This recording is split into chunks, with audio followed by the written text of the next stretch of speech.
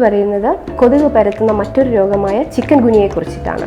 Aedes ഈജിപ്തി ഇനത്തിൽപ്പെട്ട പെൺകൊതുകുകൾ കടിക്കുന്നത് മൂലമാണ് chicken ഗുനിയ വരുന്നത്.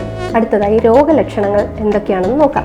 38.5 ഡിഗ്രി സെൽഷ്യസിന് മേളിലുള്ള കണ്ടിന്യൂസ് ആയിട്ടുള്ള പനി, ശക്തമായ സന്ധിവേദന, തലവേദന, തളർച്ച, ക്ഷീണം എന്നിവയാണ് സാധാരണയായിട്ട് കണ്ടുവരുന്ന രോഗലക്ഷണങ്ങൾ. ചിക്കൻ ഗുനിയ മൂലമുണ്ടാകുന്ന സന്ധിവേദന മാസങ്ങൾ മുതൽ വർഷങ്ങൾ വരെ നീണ്ടു നിൽക്കാനുള്ള സാധ്യത കൂടുതലാണ്. അടുത്തതായി സംസാരിക്കുന്നത് കോളറയെ കുറിച്ചിട്ടാണ്. വിബ്രിയോ കോളറ എന്ന ബാക്ടീരിയ വഴിയാണ് കോളറ പകരുന്നത്. വൃത്തിഹീനമായ ചുറ്റുപാടിൽ നിന്ന് ലഭിക്കുന്ന ഭക്ഷണം, വെള്ളം എന്നിവ വഴിയാണ് മനുഷ്യ ശരീരത്തിലേക്ക് ഈ ബാക്ടീരിയകൾ എത്തുന്നത്. മനുഷ്യരുടെ വിസർജ്യത്തിലൂടെ പുറത്തു വരുന്ന ബാക്ടീരിയ കുടിവെള്ളത്തിൽ കലരുകയും അതുമൂലം രോഗം പടരുകയും ചെയ്യുന്നു. തുടർച്ചയായ വയറിളക്കം, ഛർദി, തലവേദന, കഠിനമായ ക്ഷീണം എന്നിവയാണ് രോഗലക്ഷണങ്ങൾ.